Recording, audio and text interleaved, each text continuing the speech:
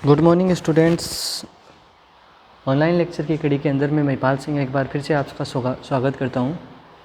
तो अपन ने ब्रेन के बारे में पढ़ना शुरू किया था। अपन बात करी थी नर्वस सिस्टम के बारे में, और नर्वस सिस्टम में से अपन ने टॉपिक सेलेक्ट किया अब ब्रेन के बारे में अपन ने जब पढ़ना शुरू किया तो अपन ने बेसिक ब्रेन के पार्ट्स कौन कौन से हैं। ब्रेन जैसे अपन ने जब नर्वस सिस्टम का डिवीज़न किया सेंट्रल नर्वस सिस्टम और पेरिफेरल नर्वस सिस्टम, तो सेंट्रल नर्वस सिस्टम में अपन ने ब्रेन और स्पाइनल कॉर्ड को रखा। तो ब्रेन के बारे में अपन स्टडी कर रहे थे, तो अपन ने ब्रेन की जो आउटर जो बोनी हार्ड लेयर है, जो इसको अपन क्रेनियम बोलते हैं, उसके बारे में बात की थी, जिसमें 8 बोन्स होती है और 14 बोन्स जो फेशियल बोन होती है, जबकि इन्फेंट या न्यू बोर्न में 5 टोटल नंबर होते हैं क्रेनियम के बोन्स के। ठीक है, बोन्स के बाद में अपन ने जो मेम्ब्रेनियस लेयर है उसके बारे में बात की, मतलब अपन ने ब्रेन के प्रोटेक्टिव लेयर के बारे में बात की। यहीं पे एक फ्लूइड क्वेश्चन भी होता है, पानी का कुछ एक परत, पानी का एक मतलब प्रोटेक्शन जैसा एक बैरियर जैसा मटेरियल भी होता है जिसको CSF बोलते हैं। तो आज अपन एक CSF के बारे में स्टडी करेंगे, जिसको अपन ने बताया कि यह भी एक प्रकार से प्रोटेक्शन का ही काम करता है। छोटी मोटी इंजरी भी ब्रेन के लिए ख़तरनाक हो सकती है। ठीक है, तो इसके अलावा अपन पढ़ेंगे वेंट्रिकल्स के बारे में कि ब्रेन के अंदर क्या होता है। जैसे अपन ने ब्रेन के बारे में पढ़ा कि ये अपना ब्रेन है, ये अपना ब्रेन है। इस ब्रेन के ऊपर एक तो कवरिंग पाई जाती है जिसको अपन ने क्रेनियम बोला। क्रेनियम के नीचे ऊपर देखा था अपन ने स्किन के ऊपर फिर अपन ने देखा हेयर फॉलिकल्स। ठीक है, इसके नीचे अपन ने मेम्ब्रेनियस कवरिंग पढ़ी, फिर इसके नीचे एनसेफेलॉन की बात की, फिर इसके बाद में अपन ने बात की कि अब जो ड्यूरामीटर, पायोमीटर और अरेक्नोइड के नीचे क्या होता है, अपना ब्रेन होता है, ब्रेन के पार्ट होते हैं। तो ये जो पोर्शन है इसको अपन ने बोला सेरिब्रम। ठीक है, और नीचे वाला जो पोर्शन है उसको थैलेमस के नीचे हाइपोथैलेमस के जस्ट नीचे बेजल गैंग्लिया। ठीक है, और फिर ये मिड ब्रेन आ गया। मिड ब्रेन के बाद में पॉन्स और मेडुला ओब्लोगेंटा। ठीक है, फिर मेडुला ओब्लोगेंटा किससे जुड़ जाता है, मेडुला ओब्लोगेंटा जुड़ता है आगे जाके स्पाइनल कॉर्ड से। यहाँ पे नीचे फिर आ जाता है स्पाइनल कॉर्ड की ये आ जाती है सेंट्रल कैनाल। ठीक है, और साइड में रह गया सेरिबेलम। ठीक है, तो एक महत्वपूर्ण बात ये थी कि ड्यूरामीटर की जो इनर लाइनिंग होती है, जिसके अंदर अपने आप स्वीप होता है, इनवर्ड मूवमेंट होता है, वो अंदर स्वीप होती है, 2 जगह होती है, एक तो सेरिब्रम पे, एक सेरिबेलम पे। मतलब ड्यूरामीटर इस सेरिब्रम को कवर करती है, इस सेरिबेलम को कवर करती है। मतलब थैलेमस के नीचे हाइपोथैलेमस के नीचे बेजल गैंग्लिया, फिर मिड ब्रेन आ जाता है और फिर सेरिबेलम आता है। मिड ब्रेन के बाद में सेरिबेलम आ जाता है। इस कवरिंग के ऊपर क्या होता है, इसके ऊपर कवरिंग होती है ड्यूरामीटर की। ठीक है, अब अपन आज पहले बात करेंगे वेंट्रिकल्स के बारे में कि ये वेंट्रिकल्स क्या है। ये मैंने एक स्ट्रक्चर बनाई है अपने सेरिब्रम, सेरिबेलम, पॉन्स और जो सेरिब्रम के बारे में, और सेरिब्रम से मैंने दिखाया है कि कैसे आगे की तरफ वेंट्रिकल्स होते हैं। देखो वेंट्रिकल्स क्या होता है बच्चों, वेंट्रिकल्स दरअसल इरेगुलर शेप के कुछ बोनी कैविटी होती है जो कि कहीं पे ब्रेन में पड़ी होती है। ठीक है, मतलब these are the irregular shape cavity, मतलब इनकी एक स्पेशल अपन जो संरचना या स्ट्रक्चर नहीं बोल सकते, इनकी स्ट्रक्चर थोड़ी अलग अलग होती है। जैसे अलग अलग वेंट्रिकल होते हैं, उनकी अलग अलग शेप होती है। ठीक है, मतलब अपने ब्रेन के अंदर कुछ इरेगुलर शेप की कैविटीज़ पाई जाती है, उन इरेगुलर शेप की कैविटीज़ को ही वेंट्रिकल बोलते हैं। ये वेंट्रिकल संख्या में बच्चों 4 होते हैं। ये वेंट्रिकल संख्या में 4 होते हैं, जिनमें से 2 वेंट्रिकल होते हैं राइट और लेफ्ट, मतलब ये राइट हुआ, ये लेफ्ट हुआ, तो दोनों कहीं लेटरली होते हैं किसी चीज़ के। अपन बोल सकते हैं कि लेटरली, तो इन दोनों को मिला के बोलते हैं लेटरल वेंट्रिकल। साइड में उपस्थित होते हैं, साइड का मतलब होता है लेटरली। ठीक है, तो ये 2 लेटरल वेंट्रिकल होता है, एक राइट एक लेफ्ट, फिर 3rd वेंट्रिकल होता है, फिर 4th वेंट्रिकल होते हैं। तो टोटल नंबर ऑफ वेंट्रिकल होते हैं 4। तो बच्चों ये बात समझ में आ गई वेंट्रिकल्स क्या होते हैं, कहाँ प्रेजेंट होते हैं। तो ये है वेंट्रिकल, 4 वेंट्रिकल होते हैं नंबर में। अब वेंट्रिकल की लोकेशन कहाँ होती है, ये महत्वपूर्ण बात। देखो एबनॉर्मल या इरेगुलर शेप की जो केविटी होती है इसको वेंट्रिकल बोला। पहला वेंट्रिकल होते हैं लेटरल वेंट्रिकल, 2 होते हैं संख्या में लेटरल वेंट्रिकल, जिनको राइट और लेफ्ट वेंट्रिकल बोला जाता है। वो ईच सेरिब्रल हेमिस्फेयर में लोकेटेड होते हैं। वो कहाँ लोकेटेड होते हैं? On each cerebral hemisphere. तो बोल सकते हैं कि ये ईच सेरिब्रल हेमिस्फेयर में लोकेटेड होते हैं। इसके अलावा अगर आपको पूछा जाए कि ये कहाँ लोकेटेड है, मतलब तो अपन एक चीज़ तो बोला कि ईच सेरिब्रल हेमिस्फेयर में, दूसरा बोलेंगे कि जो ड्यूरामीटर है उसकी इनर लाइनिंग जहाँ स्वीप होती है तो वहाँ पे जो एक स्ट्रक्चर का फॉर्मेशन होता है उसको बोलते हैं फ्लैक्स सेरिब्राई। तो ये जगह क्या है? फ्लैक्स सेरिब्राई, ये चीज़ है फ्लैक्स सेरिब्राई। मतलब यहाँ पे क्या हुआ, ये क्या है? ये मानो ड्यूरामीटर की इनर लाइनिंग है। यहाँ पे ये ड्यूरामीटर की इनर लाइनिंग है, ये ड्यूरामीटर की इनर लाइनिंग है, इसने बना दिया फ्लैक्स सेरिब्राई। जहाँ पे ड्यूरामीटर की इनर लाइनिंग जाके अंदर एक स्ट्रक्चर बनाती है जिसको फ्लैक्स सेरिब्राई बोलते हैं। इनर लाइनिंग स्वीप होती है और एक स्ट्रक्चर बनाती है जिसको अपन बोलते हैं फ्लैक्स सेरिब्राई। इस फ्लैक्स सेरिब्राई से क्या होता है? सेरिब्रम 2 भागों में बैठ जाता है, एक राइट सेरिब्रल हेमिस्फेयर, एक लेफ्ट सेरिब्रल हेमिस्फेयर। ठीक है। अब जहाँ पे दोनों ये सेरिब्रल हेमिस्फेयर जुड़ते हैं उस जगह को बोलते हैं कार्पस कैलोसम। ठीक है। तो इस कार्पस कैलोसम के जस्ट बिलो क्या होता है? लेटरल वेंट्रिकल्स की लोकेशन होती है। मतलब कार्पस कैलोसम के जस्ट नीचे क्या होते हैं? लेटरल वेंट्रिकल्स प्रेजेंट होते हैं। कोई पूछे कहाँ से अराइज हुए, तो just below the corpus callosum. अब लोकेशन और पूछे तो on each side of cerebral hemisphere. एक चीज़, 2 चीज़ हो गई। इसके बाद में ये जो दोनों वेंट्रिकल है, एक राइट वाला एक लेफ्ट वाला, दोनों को मिला के बोला लेटरल वेंट्रिकल। तो ये दोनों अपने आप में एक दूसरे से जुड़े होते हैं एक मेम्ब्रेन के थ्रू, और उस मेम्ब्रेन को अपन बोलते हैं सेप्टम ल्यूसिडम। तो यहाँ पे ये दोनों राइट और लेफ्ट वेंट्रिकल जुड़े हुए हैं एक दूसरे से, उसको अपन ने बोल दिया सेप्टम ल्यूसिडम, उसको अपन ने बोल दिया सेप्टम ल्यूसिडम। ये बात समझ में? ठीक है। इसके अलावा अपन ने बात की थी कि जो ये वेंट्रिकल्स हैं, ये वेंट्रिकल्स क्या बनाते हैं? Flex cerebri. वेंट्रिकल्स के ऊपर फ्लैक्स सेरिब्राई होती है जो कि ड्यूरामीटर की इनर लाइनिंग का इन्वर्जन होने से बनती है, और वहाँ पे एक केविटी भी बनती है जिसको सुपीरियर सेजाइटल साइनस बोला जाता है। इसके बारे में एक और चीज़ पढ़ेंगे, ठीक है, आगे बढ़ेंगे।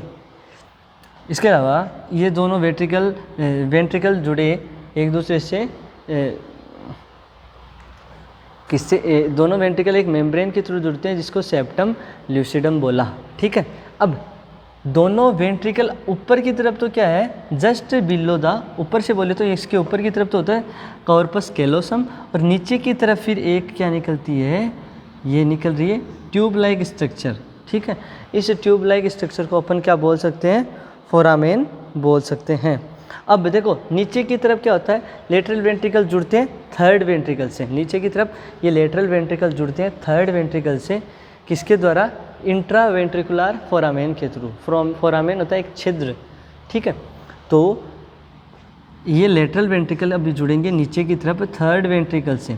हाँ, एक चीज़ रह गई, लेटरल वेंट्रिकल की जो शेप होती है वो सी शेप होती है, जबकि थर्ड वेंट्रिकल होते हैं वो स्लिट लाइक अपीरेंस होता है, और फोर्थ वेंट्रिकल डायमंड अपीरेंस होता है।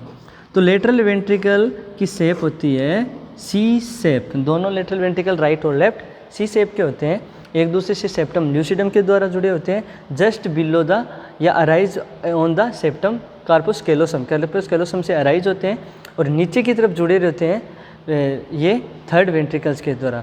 और थर्ड वेंट्रिकल से नीचे की तरफ जुड़ते हैं किसके द्वारा? तो बोल सकते हैं इंट्रा वेंट्रिकुलर फोरामेन या फोरामेन ऑफ मोनरो। तो अपन इसको क्या बोल सकते हैं? Foramen of Monro. तो ये जो जगह हैं एक दूसरे से जुड़ रहे हैं, इसको बोला foramen of Monro. Foramen of Monro. Colin Munro नहीं है, ये मोनरो है, फोरामेन ऑफ मोनरो। मतलब लेटरल वेंट्रिकल थर्ड वेंट्रिकल के द्वारा जुड़ते हैं थ्रू ए इंट्रावेंट्रिकुलर फोरामेन, जिसको फोरामेन ऑफ मोनरो भी बोलते हैं। तो ये बात भी ध्यान में रखनी है। अब थर्ड वेंट्रिकल की शेप होती है, थर्ड स्लीट लाइक अपीयरेंस होता है। थर्ड वेंट्रिकल ऊपर की तरफ तो कंटिन्यू रहते हैं, किससे, जो लेटरल वेंट्रिकल है उनके द्वारा, और किस फोरामेन के थ्रू, तो ऊपर की तरफ फोरामेन ऑफ मोनरो के द्वारा थर्ड वेंट्रिकल जुड़े हुए होते हैं लेटरल वेंट्रिकल से, और नीचे की तरफ थर्ड वेंट्रिकल कंटिन्यू होता है, जुड़ता है, कनेक्ट होता है विद फोर्थ वेंट्रिकल। अब थर्ड वेंट्रिकल और फोर्थ वेंट्रिकल के बीच में जो कनेक्शन होता है, इस्टाब्लिश करता है, उसको क्या बोलते हैं? तो थर्ड वेंट्रिकल जब फोर्थ वेंट्रिकल से जुड़ता है, थर्ड वेंट्रिकल क्या होता है, जब फोर्थ वेंट्रिकल से जुड़ता है तो उसको क्या बोलते हैं? तो देखो थर्ड वेंट्रिकल, दवाई तो बंदी, हाँ, थर्ड वेंट्रिकल जुड़ते हैं फोर्थ वेंट्रिकल से, ठीक है। तो ये तो जुड़ गया किससे? फोरामेन ऑफ मोनरो से। कौन? लेटरल वेंट्रिकल थर्ड वेंट्रिकल से। अब थर्ड वेंट्रिकल जुड़ेगा, हाँ, थर्ड वेंट्रिकल की ये लोकेशन की बात कर लेते हैं एक बार। थर्ड वेंट्रिकल देखो यहाँ पे होते हैं, कहाँ पे? ये थैलेमस है, यहाँ पे तो क्या हो गया, जैसे ये जगह है, तो यहाँ पे एक्चुअली इसको मैंने काफ़ी बड़ा बनाया है, जैसे ये इसके आसपास होते हैं। यहाँ पे मानो आप लेटरल वेंट्रिकल से नीचे फोरामेन ऑफ मोनरो होता है। फोरामेन ऑफ मोनरो के यहाँ, मतलब थैलेमस के बोथ साइड, मतलब थैलेमस के दो पार्ट होते हैं जिनको थैलेमाई के नाम से जाना जाता है। तो ये जैसे लेटरल वेंट्रिकल्स लोकेटेड है ऑन ईच सेरिब्रल हेमिस्फीयर, ठीक है, वहीं से थर्ड वेंट्रिकल लोकेटेड होता है बिटवीन थैलेमाई, थैलेमस के दो भाग हैं उनके बीच में लोकेटेड होता है third ventricle. Third ventricle slit like shape होती है, ऊपर की तरफ फोरामेन ऑफ मोनरो के द्वारा लेटरल वेंट्रिकल से जुड़ा होता है, और नीचे की तरफ ये जो है इसको बोलते हैं सेरिब्रल एक्विडक्ट या साल्वियन एक्विडक्ट या एक्विडक्ट ऑफ मिड ब्रेन। जब थर्ड वेंट्रिकल फोर्थ वेंट्रिकल से जुड़ते हैं by A duct, third ventricle fourth ventricle के द्वारा एक डक्ट के द्वारा जुड़ते हैं, जिसको बोलते हैं डक्ट ऑफ मिड ब्रेन। अब देखो ये मिड ब्रेन है, अपन ने बात की कि जैसे यहाँ पे क्या हो गया, लेटरल वेंट्रिकल है, फिर यहाँ पे क्या हो गया, थैलेमस है ना, तो यहाँ पे क्या हो गया, ये तो बोथ हेमिस्फीयर है, ऐसे हेमिस्फीयर मान लो, ये हेमिस्फीयर है और दोनों हेमिस्फीयर में लेटरल वेंट्रिकल राइट और लेफ्ट वेंट्रिकल होते हैं। फिर इधर फोरामेन ऑफ मोनरो आता है, और फिर अब यहाँ पे थैलेमस आ गया। थैलेमस में यहाँ पे ई साइड ऑफ थैलेमस यहाँ पे होता है, दोनों साइड में, ये हो गया थर्ड वेंट्रिकल। फिर नीचे चलते हैं, ये मिड ब्रेन आ गया। अब मिड ब्रेन में क्या होता है, फोर्थ वेंट्रिकल लोकेटेड होता है, जो कि ऊपर की तरफ से, ये फोर्थ वेंट्रिकल मिड ब्रेन में लोकेटेड होता है, जो कि ऊपर की तरफ से सेरिब्रल एक्विडक्ट या साल्वियन एक्विडक्ट या एक्विडक्ट ऑफ मिड ब्रेन के द्वारा जुड़े हुए होते हैं। किससे? थर्ड वेंट्रिकल से। या फिर बोल सकते हैं कि जो फोर्थ वेंट्रिकल है वो नीचे की तरफ भी जुड़ते हैं। अब देखो फोर्थ वेंट्रिकल थर्ड वेंट्रिकल के द्वारा कनेक्शन, थर्ड वेंट्रिकल और फोर्थ वेंट्रिकल के अंदर जो कनेक्शन है वो है सेरिब्रल एक्विडक्ट से या एक्विडक्ट ऑफ मिड ब्रेन या साल्वियन एक्विडक्ट। अब देखो इसकी तरफ ऊपर भी एक और ओपनिंग निकलती है फोर्थ वेंट्रिकल के अंदर, और नीचे की तरफ भी ओपनिंग निकलती है। ऊपर की तरफ जो ओपनिंग निकलती है वो सब अरेक्नोइड स्पेस कौन सा होता है, जो कि पायामेटर और अरेक्नोइड के जस्ट नीचे क्या होता है, पायामेटर। तो अरेक्नोइड के नीचे सब अरेक्नोइड स्पेस, तो सब अरेक्नोइड स्पेस में एक डक्ट के द्वारा, एक डक्ट इसको जोड़ती है। मतलब फोर्थ वेंट्रिकल है, इसके फ्लोर के ऊपर एक डक्ट होती है, एक ओपनिंग होती है जो कि ओपन होती है किसके अंदर, सब अरेक्नोइड स्पेस के अंदर। और ये जो ओपनिंग है या ये जो डक्ट है, इस डक्ट को क्या बोलेंगे, फोरामेन ऑफ लुस्का। तो थर्ड वेंट्रिकल फोर्थ वेंट्रिकल के जो डायमंड शेप का है, जो कि मिड ब्रेन में लोकेटेड होता है, फोर्थ ये ऊपर की तरफ इसके फ्लोर पे एक ओपनिंग होती है जिसको बोलते हैं फोरामेन ऑफ लुस्का, जिसके द्वारा वो जुड़ा हुआ होता है सब अरेक्नोइड स्पेस से। और यहाँ से CS सब का क्या होता है, ट्रेवल होता है, ठीक है, ये समझने वाली बात है। अब नीचे की तरफ एक और ओपनिंग होती है फोर्थ वेंट्रिकल के अंदर, फोर्थ वेंट्रिकल में नीचे की तरफ एक और ओपनिंग होती है फोर्थ वेंट्रिकल में, वो ओपनिंग जिसको अपन बोलते हैं फोरामेन ऑफ मेगांडी, ठीक है। तो फोर्थ वेंट्रिकल नीचे की तरफ जुड़ा हुआ होता है स्पाइनल कॉर्ड से। स्पाइनल कॉर्ड की सेंट्रल कैनाल के अंदर फोर्थ वेंट्रिकल की वो डक्ट ओपन होती है जिसको फोरामेन ऑफ मेगांडी बोलते हैं, और वहाँ से भी सीएसएफ ड्रेन होता है। क्योंकि अपन ने पढ़ा सीएसएफ ब्रेन के सेरिब्रम के चारों ओर, फिर सेरिबेलम के चारों ओर, फिर स्पाइनल कॉर्ड में ड्रेन करता है। तो इस हिसाब से क्या ये वेंट्रिकल्स बने हुए होते हैं। इन वेंट्रिकल्स की लाइनिंग बनी हुई होती है कोरोइड प्लेक्सस के द्वारा। दरअसल कोरोइड प्लेक्सस बनते हैं एपेंडाइमल सेल से। कोरोइड प्लेक्सस होते हैं कैपिलरीज का कुछ गुच्छा जो कि वेंट्रिकल्स की लाइनिंग पे प्रेजेंट होते हैं, और इनमें क्या होता है, ब्लड होता है, और ब्लड में अल्ट्रा फिल्ट्रेशन की प्रोसेस के थ्रू, अल्ट्रा फिल्ट्रेशन का मतलब होता है movement of solvent from high hydrostatic pressure, मतलब पानी का जिधर प्रेशर ज़्यादा है उधर से जिधर कम है पानी का pressure, to low hydrostatic pressure, उधर मूवमेंट होता है, और उस मूवमेंट की प्रोसेस को बोलते हैं अल्ट्रा फिल्ट्रेशन। मतलब movement of solvent from high hydrostatic pressure to the low hydrostatic pressure, इसको बोलते हैं अल्ट्रा फिल्ट्रेशन। उसकी प्रोसेस के थ्रू बनता है सीएसएफ, सेरिब्रोस्पाइनल फ्लूइड, जो कि वेंट्रिकल्स के कोरोइड प्लेक्सेस होते हैं। और कोरोइड ईच वेंट्रिकल, हर वेंट्रिकल की लाइनिंग होती है कोरोइड प्लेक्सेस की बनी हुई। कोरोइड प्लेक्सेस बने होते हैं अपेंडाइमल सेल के, वहाँ पे कुछ पायामेटर भी होता है। कोरोइड प्लेक्सेस का कंपोनेंट होता है अपेंडाइमल सेल, पायामेटर और ब्लड वेसल्स। ये बात भी ध्यान में रखने वाली है। कोरोइड प्लेक्सेस किसका कंपोनेंट है? अपेंडाइमल सेल, पायामेटर और ब्लड कैपिलरीज।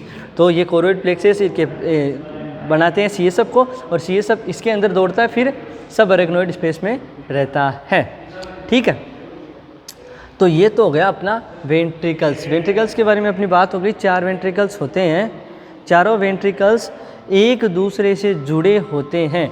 वेंट्रिकल्स क्या है? इरेगुलर शेप की कैविटीज़ होती है जो कि ब्रेन के अंदर लोकेटेड होती है। वेंट्रिकल्स नंबर्स में 4 होते हैं। चारों वेंट्रिकल्स में 2 वेंट्रिकल जो लेटरल वेंट्रिकल बोलते हैं, और इनको राइट और लेफ्ट वेंट्रिकल भी बोल सकते हैं। फिर थर्ड वेंट्रिकल होता है और फोर्थ वेंट्रिकल होता है। लेटरल वेंट्रिकल जो होते हैं वो सी शेप के होते हैं। Lateral ventricle each cerebral hemisphere में लोकेटेड होते हैं। लेटरल वेंट्रिकल लार्जेस्ट वेंट्रिकल होते हैं। मोस्टली जो सीएसएफ होता है वो लेटरल वेंट्रिकल के कोरोइड फ्लेक्सस के द्वारा ही बनाया जाता है, जो सब अरेक्नोइड स्पेस में परमानेंट रहता है कुछ अमाउंट में, और उस अमाउंट का जिक्र अपन आगे करेंगे। इसके अलावा lateral ventricle just below corpus callosum located होते हैं। मतलब जो बोले तो ड्यूरामीटर की जो इनर लाइनिंग है जो स्वीप होती है और एक स्ट्रक्चर का फॉर्मेशन करती है जिसको फ्लेक्स सेरिब्राई बोलते हैं। फ्लेक्स सेरिब्राई के नीचे दोनों सेरिब्रल के हेमिस्फेयर जुड़ते हैं, क्योंकि फ्लेक्स सेरिब्राई ने सेरिब्रम को 2 भागों में बांटा, राइट सेरिब्रल हेमिस्फेयर और लेफ्ट सेरिब्रल हेमिस्फेयर। अब दोनों जब सेरिब्रल हेमिस्फेयर एक दूसरे से जुड़ते हैं उसको बोला फ्लैक्स सेरिब्राई। तो फ्लैक्स सेरिब्राई के जस्ट नीचे लोकेटेड होते हैं ईच सेरिब्रल हेमिस्फेयर में लेटरल वेंट्रिकल। अब ये लेटरल वेंट्रिकल नीचे की तरफ जुड़े होते हैं इंट्रावेंट्रिकुलर फोरामेन से। इंट्रावेंट्रिकुलर फोरामेन, जिसको फोरामेन ऑफ मोनरो के नाम से भी जाना जा सकता है। ये foramen of Monro connection establish करता है किसके बीच में? In between lateral ventricle and the third ventricle. तो what is the foramen of Monro? Foramen and of Monro is the connection in between the lateral ventricle and the third ventricle. Now comes on the third ventricle. What is the third ventricle? Third ventricle is the slit-shaped structure which is located in the thalami. Thalami. What is the thalami? Thalami is the part of thalamus. Thalamus is located just below the cerebrum. Okay. Now we will talk about thalami. Thalami, this is seen thalami. Here we looks the hypothalamus. Hypothalamus is just below structure on the thalami. Hypothalamus actually is very important structure. Hypothalamus may also known as principal endocrine gland. Actually we don't consider hypothalamus as an endocrine gland, but it is an endocrine gland because it controls the all endocrine gland. It regulates the secretions and action of pituitary gland. Understood? That's why it is act as an endocrine gland, and it also formed some hormones like as oxytocin and ADH, antidiuretic hormone. Understood? Now we will talk about third ventricle. ये third ventricle क्या है? Third ventricle थैलेमाई में present होता है या thalamus के दो part होते हैं, उसके अंदर लोकेटेड होता है. ये स्लीट लाइक शेप का होता है. थर्ड वेंट्रिकल ऊपर की तरफ कनेक्ट होता है. किसके द्वारा कनेक्ट होता है? तो ये थर्ड वेंट्रिकल ऊपर की तरफ कनेक्ट होता है किसके द्वारा? Foramen of Munro. तो what we can say, third ventricle is located in between the thalami. The thalami is the part of thalamus. Third ventricle is connected from above by foramen of Monro and connected with the lateral ventricle, and from below third ventricle is connected by the fourth ventricle through a duct. The duct which is known as cerebral aqueduct or Salvian aqueduct or aqueduct of the midbrain. Next we will talk about the fourth ventricle. Fourth ventricle is located just in midbrain. Okay, it is diamond shaped structure and it is connected from above by the Salvian aqueduct या cerebral aqueduct या aqueduct of midbrain, or from below fourth ventricle is connected with central canal of spinal cord via foramen of magnum. So here two openings are present in the fourth ventricle. First opening is present on the floor of fourth ventricle, which is opens into the subarachnoid space where it drains the CSF, which is formed by the choroid plexus of all ventricles. And this opening which connects the floor of a fourth ventricle and the subarachnoid space is known as foramen of Lusca. And another opening which is located below of the floor of the base of the fourth ventricle, which is known as foramen of Magendie. Foramen of Magendie, which opens into the central canal of spinal cord where cerebral spinal fluid drains. ठीक है, यहाँ पे भी cerebral spinal fluid drain होता है. समझ में आ गया क्या बोला? तो ये तो था अपना क्या, वेंट्रिकल्स. अब वेंट्रिकल्स के बाद में अपन अगर बात करें तो अपन बात करेंगे सेरिब्रो स्पाइनल फ्लूइड के बारे में. क्या होता है सेरिब्रल स्पाइनल फ्लूइड? तो देखो, सेरिब्रो स्पाइनल फ्लूइड एक प्रकार का क्या है, फ्लूइड होता है, कलरलेस फ्लूइड होता है. और ये फ्लूइड जो बनता है choroid flexes of ventricles. Ventricles के कोरोइड फ्लेक्सेस इसका निर्माण करते हैं. पर मिनट में इसका निर्माण होता है 0.5 ml.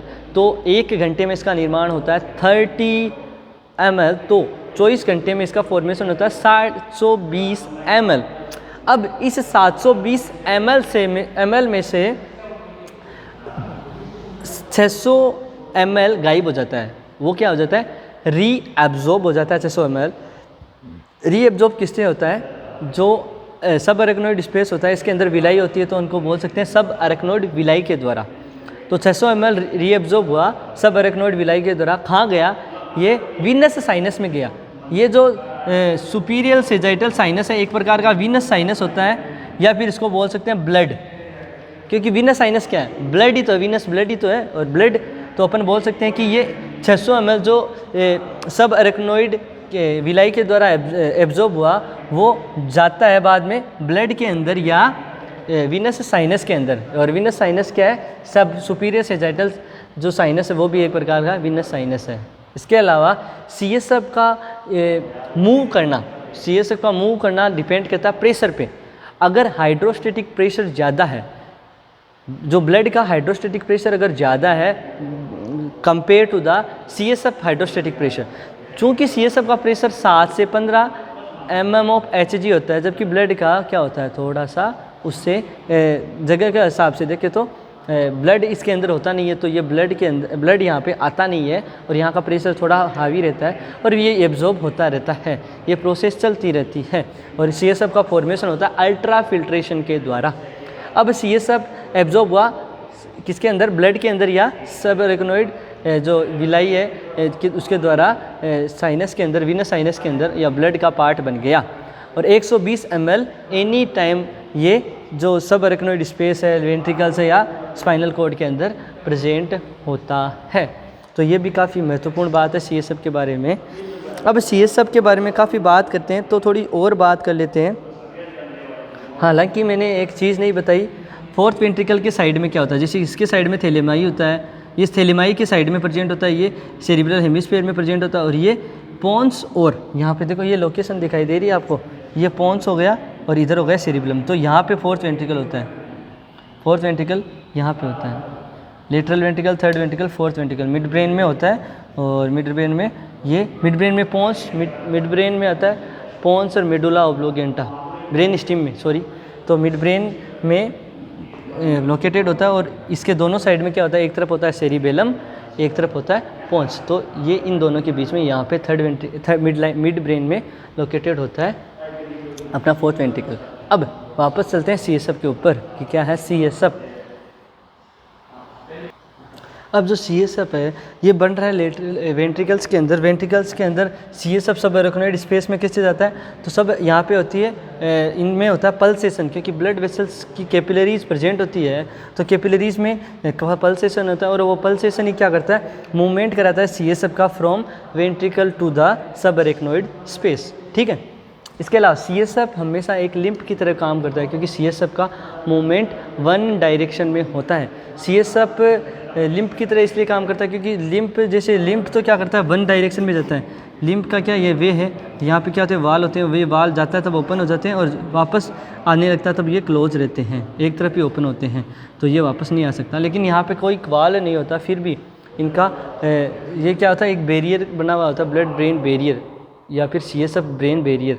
तो उसके थ्रू क्या होता है, ये CSF क्या होता है, जब प्रेशर देखो क्या होता है, नॉर्मली प्रेशर CSF का ज़्यादा होता है, और जब कभी भी CSF का प्रेशर ज़्यादा तो ये CSF रीएब्जॉर्ब होता है। लेकिन कभी कभी क्या होता है, जैसे ब्लड का प्रेशर ज़्यादा हो गया, तो उस स्थिति में ब्लड आना चाहिए CSF के अंदर, लेकिन नहीं आता। क्यों, वहाँ पे एक कवरिंग बनाई हुई है ताकि ब्लड ब्रेन के अंदर मिक्स ना हो, ये प्रिवेंट करता है कवरिंग CSF को अंदर आने से रोकने से। तो CSF का मूवमेंट वन डायरेक्शन में होता है। CSF का कोरोइड प्लेक्स सब अरेक्नोइड स्पेस में जाना वो पल्सेशन पे डिपेंड करता है। CSF का मूवमेंट करना या रीअब्जॉर्प्शन होना वो डिपेंड करता है CSF के प्रेशर के ऊपर। ज़्यादा प्रेशर होगा तो CSF रीअब्जॉर्ब होएगा, तो ये बात भी ध्यान में रखनी है।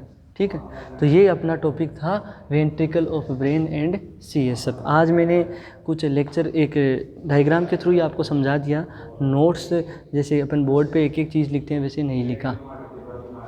ठीक है, तो आज के लिए इतना ही, तब तक के लिए धन्यवाद।